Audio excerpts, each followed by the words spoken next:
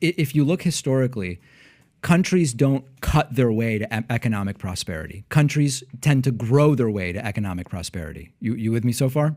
Yes.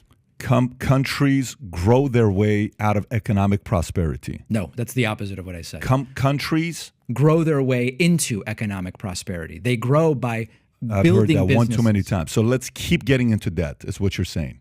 No, that's not what I'm saying. So what are you saying? What I'm saying is, over the long term, if the government spending is economically stimulative, it will help to grow the economy. It's fundamental demand-side economics. So in today's video, David Pakman educates Patrick Bet David on the Patrick Bet David Show. This debate between David Pakman and Patrick Bet David gets straight into taxes, spending, and whether the government is actually doing its job. But here's the thing. Running a country isn't the same as running a business. Even groups like the International Monetary Fund say governments are meant to spend during tough times to keep the economy stable. So this isn't just about cutting costs, it's about whether the system is actually working for people. But before we dive into today's video, make sure to subscribe if you want to see more videos like this one.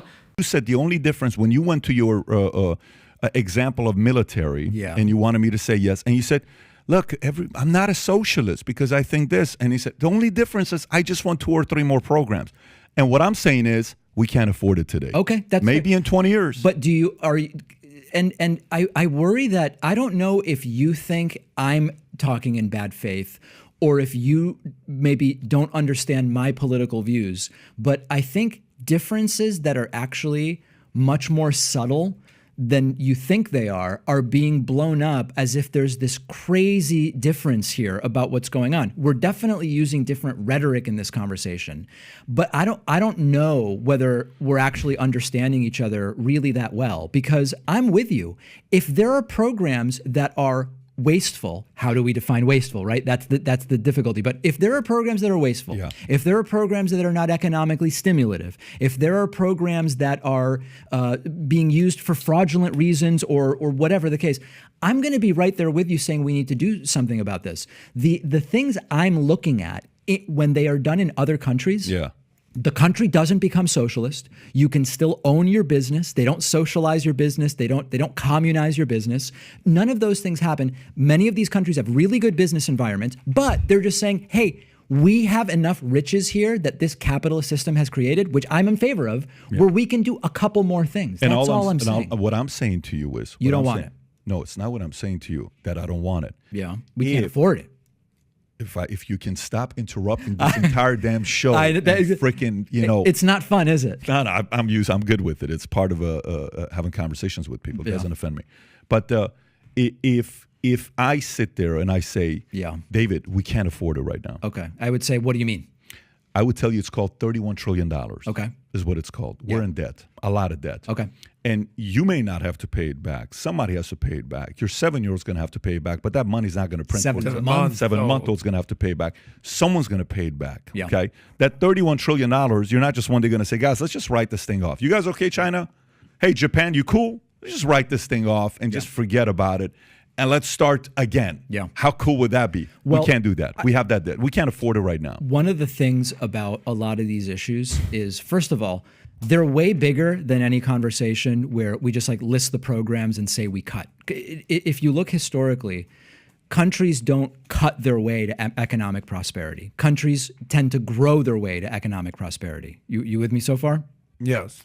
Countries grow their way out of economic prosperity. No, that's the opposite of what I said. Countries grow their way into economic prosperity. They grow by I've building heard that one businesses. too many times. So let's keep getting into debt, is what you're saying.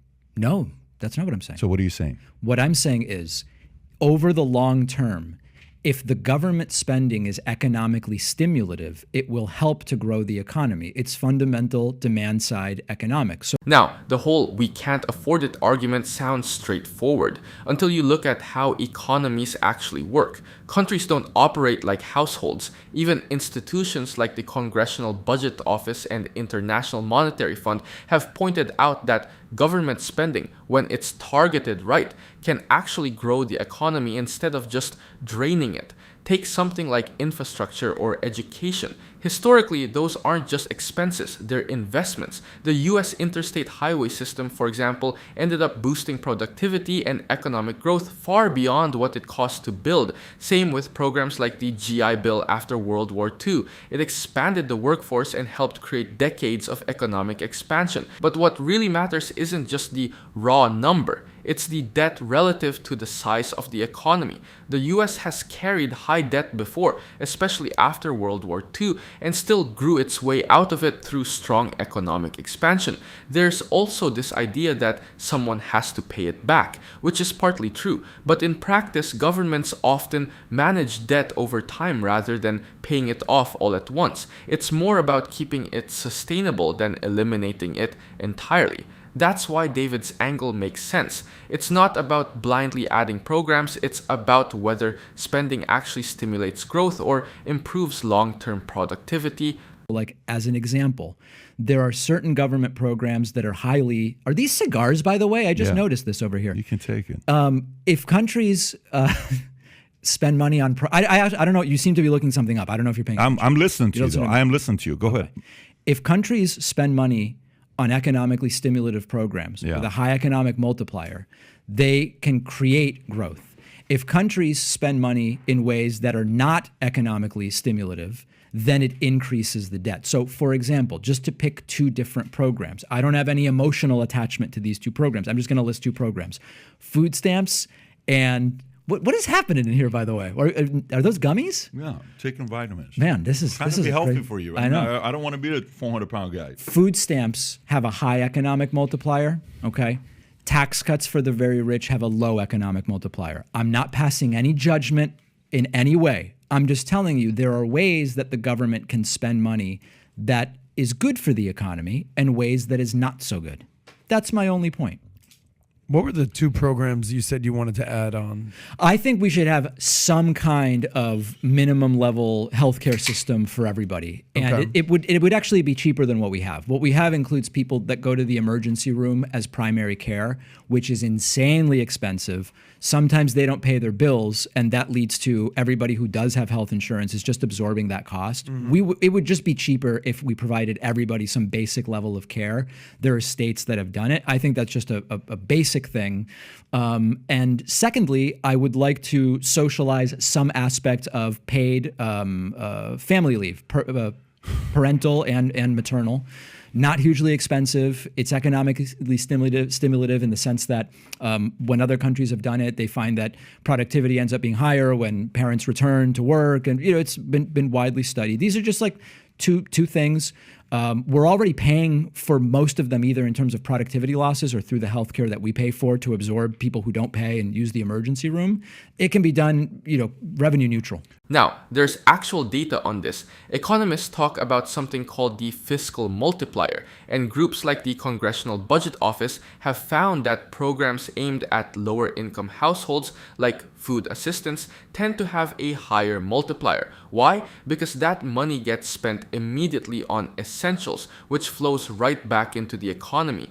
On the flip side, tax cuts for the very wealthy often have a lower short-term impact because a lot of that money gets saved or invested rather than spent right away. That doesn't make it bad, but it does mean it stimulates the economy differently and usually more slowly. And the healthcare point is actually huge. The US spends more per capita on healthcare than any other developed country, according to the OECD, but still has gaps in coverage. A big reason is inefficiency. Things like people using emergency rooms for basic care, which is one of the most expensive ways to treat patients. Studies have shown that expanding basic coverage can actually reduce overall costs by shifting care to cheaper preventative settings. Same idea with paid family leave. Countries that have it, like Canada or Germany, don't just see social benefits, they see economic ones too. Research shows higher workforce retention and productivity when people can actually take time off and return to work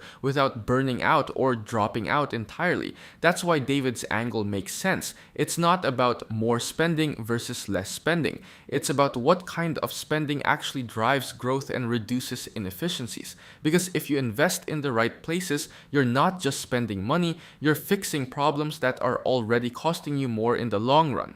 What percentage, like if going back to it, with what we have right now, the way it is today, Yeah. what percentage of your dollar are you comfortable paying in taxes? 1%. Really? Less than Abe Lincoln imposed. No, listen, I'm I not, mean, by the way, I'm not going, this has nothing to do with what I'm telling you. Yeah, no, I know. You pulled up a different story. I'm not going to this. But what percent are you willing to pay today? I am not a high tax guy. Okay. What's high tax? High tax, I mean, listen, I don't want to get too much into my personal finances, but like I don't like that. I'm not auditing you, bro. I I'm don't just like asking that. you a simple question. I don't like that close to half of my income is going to tax. You don't like I that? think it's too high. I think it's too so high. what do you think is reasonable? Oh man, does it include healthcare and college or not? I don't know. Yeah, just I mean, give a number though. I say it doesn't. I say it think doesn't. That's No on you. healthcare, no college. No healthcare, no college. Yeah. Status What quo. we have today. I would love to be in the 31 total. Just so you Yeah, know, I mean, I don't we're know. on the same page there. Yeah. Okay. So for me, the difference is the following. Yeah. One time I'm doing a podcast. I don't know who I'm doing a podcast with. Anyways, this was like a year and a half ago. Sounds explosive. And then no, it wasn't explosive. Actually, you know what I like about podcasts like this? Yeah. It makes me go research a topic. So one time we did a podcast about taxes. And how taxes at one point 90%, it was 90% taxes, and it was like for a long time. Ronald This is, Reagan, Ronald how he Reagan. wouldn't do more You than know, 2 how movies a Hollywood year. was. This Yeah. is what they're doing. This is what it was like. So you're talking about a 90% marginal on the very top incomes under Eisenhower, Correct. right? Can Okay. can I make my point without you freaking intellects with degrees to interrupt this freaking high school graduate? See, that's guy. ad hominem. Okay. All right, so let me go back to this with these two Jews bullying me right now. Now, when people hear high taxes, they usually imagine the government just taking more money, but historically, it's a lot more nuanced than that. For example, in the 1950s, the US had top marginal tax rates above 90%, but that didn't mean everyone was paying 90% of their income. Effective tax rates, the actual percentage people paid, were much lower because of deductions and brackets, and during that same period, the US saw some of its strongest economic growth ever. Even today, when economists talk about taxes, they don't just look at the percentage, they look at what you get in return.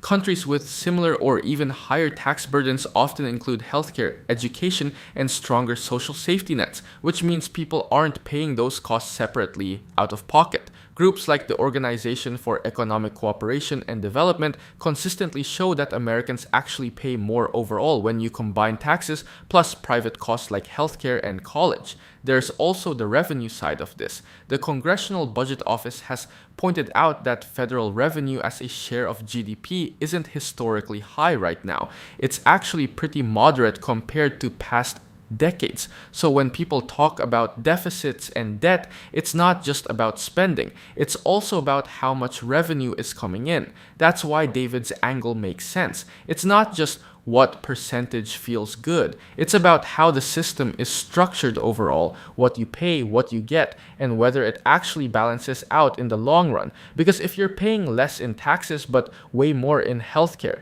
education, and other costs, the real question becomes, are you actually saving anything at all?